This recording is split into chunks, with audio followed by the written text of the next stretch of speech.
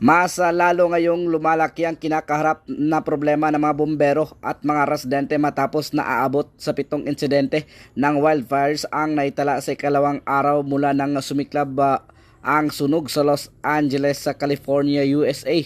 Kabilang sa mga naitalang insidente ng wildfire sa LA ang Olivas Fire, Hearst Fire, Woodley Fire, Lydia Fire, Sunset Fire at pinakamalaki dito ang Palisades Fire at Eaton Fire, kung saan halos 27,000 hektarya na ang lawak ng nasunog.